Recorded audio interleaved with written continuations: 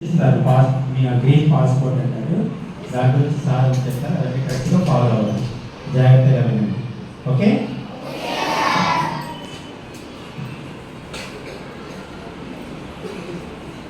ఈ స్కూల్లో చదివే పిల్లలందరికీ కూడా శుభాశీస్సులు. మీకు అందరికి ఆశీస్సులు తెలియజేస్తున్నారా? రిప్లై ఇవ్వండి, అంటే చెప్పండి. మెయిన్ ఏంటంటే నేను వచ్చింది ఈ మొక్కల గురించి చెప్పేదానికి. దానికంటే ముందు ఒక చిన్న, నేను మ్యాథ్స్ టీచర్ని కాబట్టి నాకు ఇష్టమైన వ్యక్తి శ్రీనివాస రామానుజన్. ఆయన గురించి ఒక నిమిషం చెప్తాను. ఆయనకి ఆరోగ్యం బాగలేదు, టీబీ వచ్చేసింది, హాస్పిటల్లో అడ్మిట్ అయి ఉన్నారు, చావు బతుకుల మధ్య ఉన్నారు. అయినా ఆయన్ని పలకరించేదానికి ఒకరు వస్తారు. ఫ్రెండ్ వస్తే మీరు వచ్చిన కారు నెంబర్ ఎంత అని అడుగుతారు. అడిగితే 17 తెలుసా? దాన్ని రామానుజన్ నెంబర్ అంటారు. చూడండి, ఆయన బెడ్ మీద ఉంటే ఆరోగ్య పరిస్థితి బాగాలేకపోయినా ఆ సంఖ్యకు ఉండేటువంటి ఇంపార్టెన్స్ ఐడెంటిఫై చేస్తారు. ఎవరైనా చెప్తారా ఆ సంఖ్య ఇంపార్టెన్స్ ఏందో? ఇప్పుడు 10 క్యూబ్ ఎంత? 10 క్యూబ్ చేస్తే ఎంత? 1000 కదా. 9 క్యూబ్ చేస్తే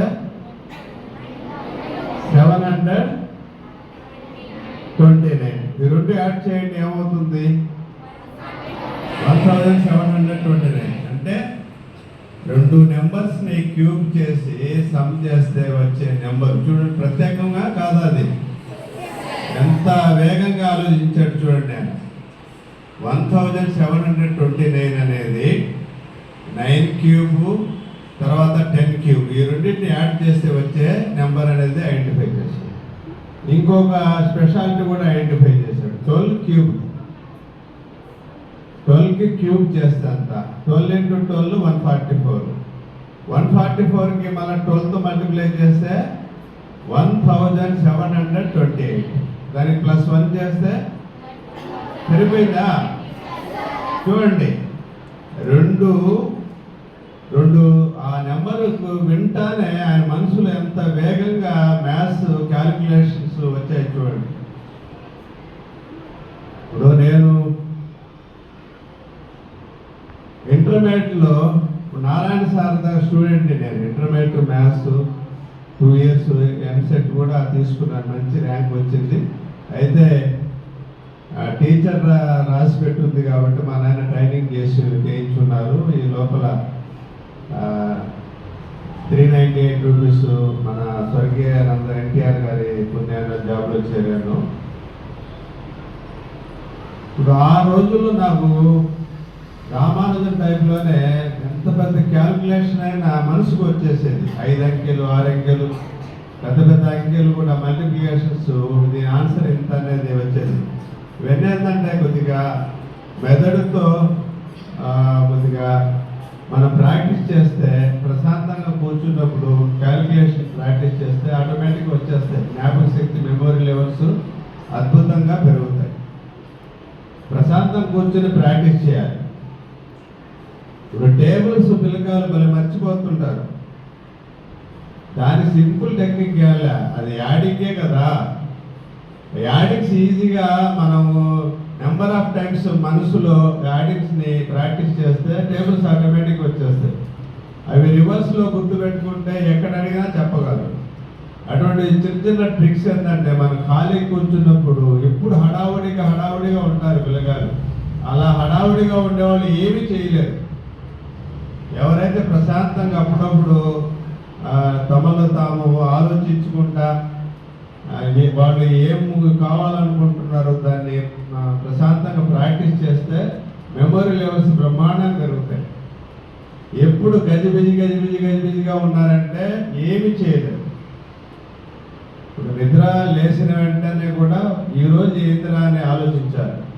నిన్న 24 అవర్స్ జరిగినాయి కదా, ఒక 8 అవర్స్ నిద్రపోయాము లేదా 10 అవర్స్ నిద్రపోయాము, మిగతా సమయాన్ని సద్వినియోగం చేసామా లేదా, ఎంత సమయం వృధా చేసాం. చాలామంది పిల్లకాయలు కబుర్లతోనే టైం విపరీతంగా వేస్ట్ చేసేస్తారు తెలియకుండానే. ఇక టీచర్ లెసన్ చెప్తుంటారు, టీచర్ కూడా అనుమానం రాకుండా మీరేమో కబుర్లలో మునిగిపోతుంటారు.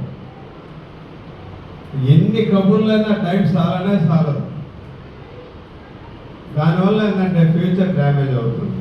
అవన్నీ చాలా వరకు ఏ రోజుకి ఆ రోజు ఈరోజు ఎంత టైం వేస్ట్ చేశాను అనేది ఆలోచించాలి. ఇప్పుడు 2 విషయాలు మీరు మొక్కలు కాకుండా చెప్పిన విషయాలు 2 విషయాలు చెప్పారు. ఒకటి ఏంటంటే మ్యాథ్స్ని ఇష్టంగా మార్చుకుంటే చాలా హ్యాపీగా ఎంజాయ్ చేయొచ్చు. ఇప్పుడు నేను చెప్పాను కదా, ఆయన బెడ్ మీద ఉండి కూడా ఎంజాయ్ చేసేటట్టు మిమ్మల్ని మీరు మానసికంగా రెడీ చేసుకోవాలి. చాలామంది అదో భూతంలాగా భయపడిపోయి ఏదో కాపీ కొడుతూ ఉంటారు. సొంతంగా ఒక ముక్క రాయమంటే భయం, కాళ్ళు చేతులు వణుకుతాయి. ఆ వణుకును తగ్గించేసుకొని దాన్ని ఎంజాయ్ చేయాలి. అదొకటి నేను చెప్పింది. మ్యాథ్స్ని ఎంజాయ్ చేయడం నేర్చుకోవాలి. అది నేర్చుకుంటే మిగతా సబ్జెక్టులు చదివేదానికి చాలా టైం మిగులుతుంది. మ్యాథ్స్కి అసలు టైమే అవసరం లేదు. క్లాస్ రూమ్లోనే మీకు వచ్చేస్తాయి, మొదటి నుంచి ఎంజాయ్ చేస్తూ వస్తాయి. అది కష్టమైతే బట్టి ఎన్నిసార్లు బట్టి కొట్టినా మళ్ళీ తప్పులు చేస్తారు. బట్టి కొట్టేది కాదు, మ్యాథ్స్ అవగాహనతో చేయాలి. అది ఒక మ్యాథ్స్ టీచర్గా మ్యాథ్స్ మీద ఏమిటి ఇష్టంగా నేను చెప్పేది ఏంటంటే, మీరు పాజిటివ్గా మ్యాథ్స్ని ఇష్టపడితేనే వస్తుంది, చాలా సులభంగా వస్తుంది. దాన్ని నెగిటివ్గా తీసుకుంటే మీరు ఎంత తపస్సు చేసినా రాదు. మిమ్మల్ని మీరు హిప్నాటైజ్ చేసుకుని నాకు కష్టం, ఇది రాదు రాదు రాదు అని 1000 సార్లు అనుకుంటే, నేను నా మోటోడు 1-2 సార్లు చెప్తే నా చెప్పిన మాటలు మీకు బుర్రకు ఎక్కువ. మిమ్మల్ని మీరే పాజిటివ్గా ఇన్నర్గా మ్యాథ్స్ అంటే సులభం అనే విధంగా మీరు దాన్ని ప్రాక్టీస్ చేయాలి. చేస్తారా? నెక్స్ట్ ఏంటంటే సమయం విలువ. సమయాన్ని బాగా ప్రాక్టీస్ చేయాలి. మనకు ఉండే సమయంలో నీకు ఎంత, కొందరికి 7 గంటల్లో నిద్ర సరిపోతుంది, చాలు హ్యాపీగా 7 అవర్స్ చాలు. కొందరికి 8 అవర్స్ నిద్రపోతుంది. అట్లానే 10-12 గంటలు చదువు నిద్రపోకూడదు. మ్యాక్సిమం అంటే 8 అవర్స్కే కుదించుకోవాలి. కుదించుకొని మిగతా టైంని సద్వినియోగం చేసుకోవాలి. వర్క్ అంటే టైంని డిస్ట్రిబ్యూట్ చేసుకోవాలి.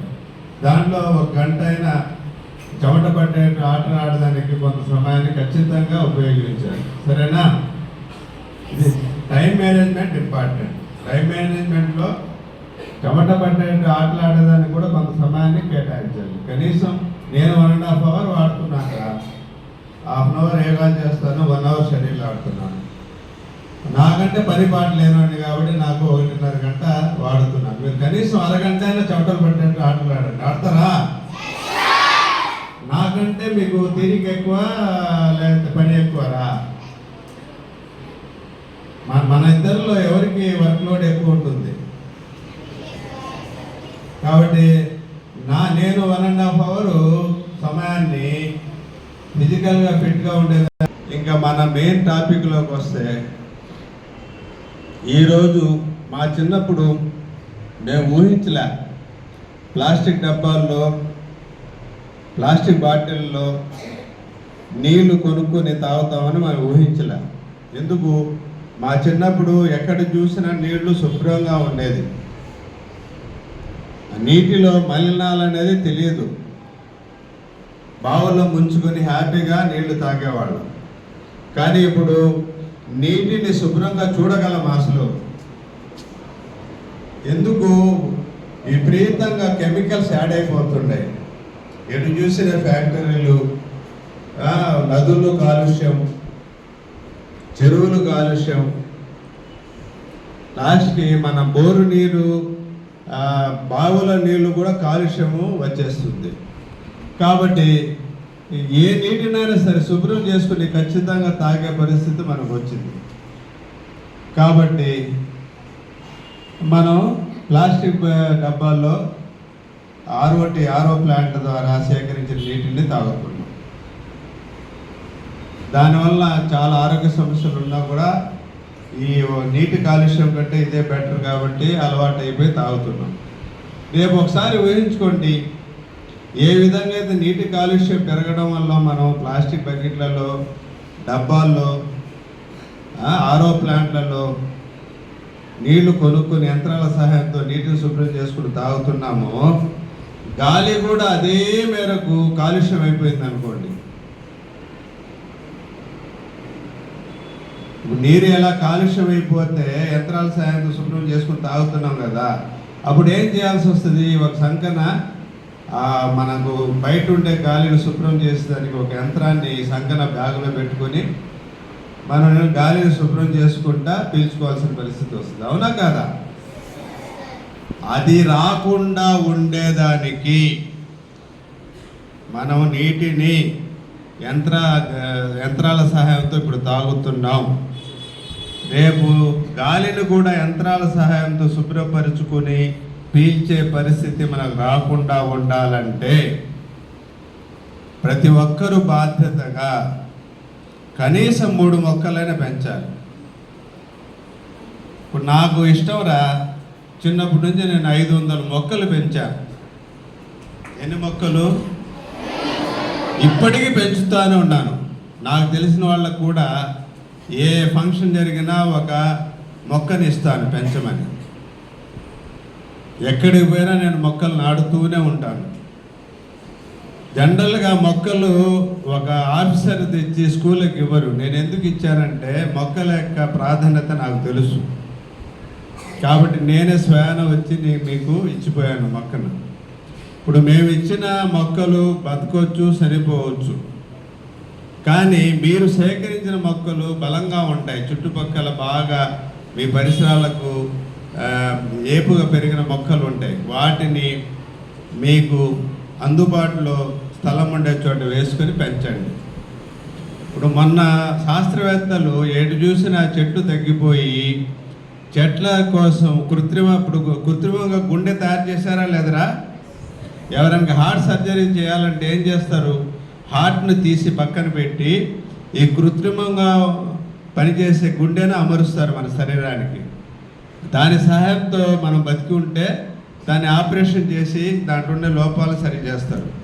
అలాగే ఈ మొక్కలు కూడా శాస్త్రవేత్తలు ఒక 20 అడుగుల మొక్కని, ఒక 20 అడుగుల మొక్క ఏ విధంగా అయితే వాతావరణంలో కాలుష్యాన్ని తగ్గించి శుభ్రమైన గాలిని తయారు చేస్తుందో ఆ విధంగా తయారు చేసే లక్షణాలు ఉండేటువంటి ఒక కృత్రిమంగా ఒక మొక్కను తయారు చేశారు. ఒక 10-15 రోజుల క్రితం నేను చూసా, పేపర్లో ఆర్టికల్ వచ్చింది. చూస్తే ఆశ్చర్యం వేసింది. ఆ మొక్కను తయారు చేసేదానికి 45 lakhs ఖర్చు అయింది. మీరు ఒక 20 అడుగుల మొక్కను పెంచారనుకో, ₹1 కోటి విలువ చేస్తుంది. దాన్ని ఎంత చేస్తుంది? దానికి విలువ కట్టలేం.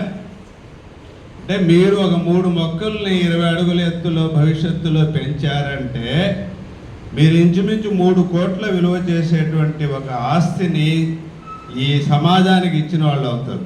చూడండి ఎంత విలువ మీకు. చిన్న పని కాదు కదా. ₹10 ఇరన్నానన్నా కూడా ఇవ్వం మనం. ఇస్తావా? ఎవరికైనా ₹100 ఇవ్వమంటే ఇస్తావా? అదే 3 కోట్ల విలువ చేసే ఒక 3 మొక్కల్ని మీరు పెంచితే అది సొసైటీకి ఇచ్చారంటే చిన్న విషయం కాదు కదా. అందుకే ప్రభుత్వము ఎవరైతే 3 ఏళ్ళు ఒక మొక్కని పర్యవేక్షించి బాగా ఏపుగా పెంచుతారో వాళ్ళని ఐడెంటిఫై చేసి వాళ్ళకి సన్మానించే విధంగా ఒక సర్టిఫికేట్ ఇవ్వాలని ప్రభుత్వం నిర్ణయించింది. 3 ఏళ్ల తర్వాత మీ హెడ్ మాస్టర్లు వాళ్ళు మీరు పెంచారు అని సర్టిఫై చేస్తే మీకు మన రాష్ట్ర ప్రభుత్వం నుంచి ఎడ్యుకేషన్ మినిస్టర్ కాడ నుంచి ప్రశంసించి ఒక ప్రశంసాపత్రం మీకు వస్తుంది. అది గ్రేట్ అన్నమాట. అందరిలాంటి వాళ్ళం కాదు మేము సొసైటీకి ఏదో ఒక విలువైనటువంటి ఆక్సిజన్ ఇచ్చేటువంటి మొక్కల్ని పెంచామనే దానికి గుర్తింపుగా ఒక ప్రభుత్వం మీకు ఒక సర్టిఫికేట్ ఇస్తుంది. ఆ సర్టిఫికేట్ తీసుకోవాలన్నా వద్దా? కాబట్టి మన సిటీ స్కూల్లో ఉండే ప్రతి విద్యార్థి ఆ సర్టిఫికేట్ పొందే విధంగా ఒక 3 మొక్కల్ని పెంచండి. మీకు మీ అమ్మ అంటే ఇష్టం కాబట్టి తల్లి పేరుతో ఒక మొక్క పెంచండి. మీ బరువు బాధ్యతలు మోసే తండ్రి గారి కోసం ఆయన పేరుతో ఒక మొక్కను పెంచండి. మీకు విద్యాబుద్ధులు నేర్పించే, మీకు బాగా ఇష్టమైన ఒక గురువు పేరు మీద ఒక మొక్క పెంచండి. ఈ విధంగా ముగ్గురు అత్యంత గొప్ప వ్యక్తుల పేరుతో 3 మొక్కలు పెంచండి. ఆ గ్రీన్ పాస్పోర్ట్లో 3 మొక్కల పేర్లు నమోదు చేసేదానికి అవకాశం ఉంది. ఆ విధంగా ప్రతి ఒక్కరూ 3 మొక్కలు నమోదు చేసుకొని 100% మొక్కలు పెంచాలని నేను కోరుకుంటున్నాను. 10-20 రూపాయలు ఇచ్చినా మొక్కలు దొరుకుతారా? ఆ మొక్కలు నేను ఇస్తే ఆల్రెడీ మీకు అన్ని మొక్కలు ఇచ్చేసాం. అవి బతికి ఉండొచ్చు, చనిపోయి ఉండొచ్చు. వర్షాల్లో మీరు అటు నడుస్తూ ఉంటే బతికిన వేప మొక్కలు ఉంటాయి, బతికిన వేరే మొక్కలు ఉంటాయి. ఏవో ఒక మొక్కను తీసుకొచ్చి పెంచండి. లేదు బయట ఆడైనా కూడా అమ్ముతుంటారు 20 రూపాయలకి 50 రూపాయల మొక్కలు, పూల మొక్కలు కానీ పళ్ళ మొక్కలు కానీ తీసుకొచ్చి అయినా పెంచుకోండి. సరేనా? మీరు ఎంత డబ్బులు ఖర్చు పెడుతున్నారు? ఒక 50 రూపాయలు పెట్టి ఒక మొక్కను కొనుక్కోలేరా? కొనలేరా? కొని నీట్గా 3 మొక్కల్ని మేము ఇస్తే ఒక మొక్కని ఇచ్చాం. మిగతా 2 మొక్కల్ని మీరు మీ పుట్టినరోజు, ఇంకొక రోజు, మంచి రోజు చూసుకొని ఏదో ఒక గుర్తింపుగా ఈరోజు నేను ఈ మొక్కను వేసాను, ఫలానా మొక్కను వేసానని పెంచండి. పెంచుతారా? మీకు విషయం అర్థమైంది కదా? ఇప్పుడు మనం వాడే ఫ్రిడ్జులు, ఏసీల వల్ల ఓజోన్ పొర రంధ్రాలు పడి అతి నీల లోహిత కిరణాలు మనకు తాకి క్యాన్సర్తో చచ్చిపోతున్నాం. దాని నుంచి బయటపడాలంటే ఖచ్చితంగా మొక్కలు ఉండాల్సిందే. మొక్కలు ఎక్కువగా ఉండే ప్రాంతాల్లో ఈ అతి నీల లోహిత కిరణాలు రావు. అర్థమైందా? అవి రావు అంటే మనం క్యాన్సర్ నుంచి విముక్తులు అవుతాం. అవి వచ్చాయంటే క్యాన్సర్ బారిన పడి మనకి ఏ చెడు అలవాటు లేకపోయినా చనిపోతాం. ఇది ఒక పెద్ద ప్రమాదం పొంచి ఉంది. కాబట్టి మనం ఖచ్చితంగా ప్రతి ఒక్కరూ మొక్కలు పెంచాలి. ఇప్పుడు 25,000 మంది పిల్లలు ఉన్నారు 4th to 10th ఈ మండలంలో, నెల్లూరు సిటీ మండలంలో. తలా 3 మొక్కలు 75,000 మొక్కలు పెంచారనుకో, వాతావరణం మార్పు వస్తుందా రాదా? ఈ ఏరియా చల్లబడుతుందా లేదా? మంచి ఎండల్లో కూడా అంత వేడి ఉండదు, నీటి నిల్వలు కూడా పెరుగుతాయి. సరేనా? నేను చెప్పింది అర్థమైందా? కాబట్టి మీరందరూ ఖచ్చితంగా ప్రతి ఒక్కరు 3 మొక్కలు, మినిమం 3 మొక్కలు. ఆల్రెడీ ఎవరైనా మొక్కలు పెంచుంటే ఆ మొక్కల ఫోటోలు చూపించి అవి కూడా ఈ గ్రీన్ పాస్పోర్ట్లో ఎక్కించి ఈ స్కూల్ ది బెస్ట్ స్కూల్గా, నేను గ్రీన్ మొక్కలు పెంచిన ది బెస్ట్ స్కూల్గా ఈ స్కూల్కి నేను సన్మానించే విధంగా మీరందరూ మొక్కలు పెంచుతారని ఆశిస్తూ, నాకు మీ అందరితో మాట్లాడే అవకాశం ఇచ్చిన మన ప్రిన్సిపాల్ కరెస్పాండెంట్ సార్కి, నేను మల్లికార్జున్ సార్కి మనస్ఫూర్తిగా ధన్యవాదాలు తెలియజేస్తూ థ్యాంక్ యూ వెరీ మచ్. మీరు విజిట్ చేసి మా స్కూల్ పిల్లలకి 2 మంచి విషయాలు, దాంతోపాటు అతి ముఖ్యమైన చెట్లు పెంచడం గురించి, దాని ఇంపార్టెన్స్ గురించి, ఫ్యూచర్లో మిషన్ పెట్టుకొని మనం ఆక్సిజన్ పీల్చుకోవాల్సినటువంటి పరిస్థితి లేకుండా ఉండాలంటే ఏం చేయాలనేది చాలా వివరంగా చెప్పారు. ధన్యవాదాలు సార్.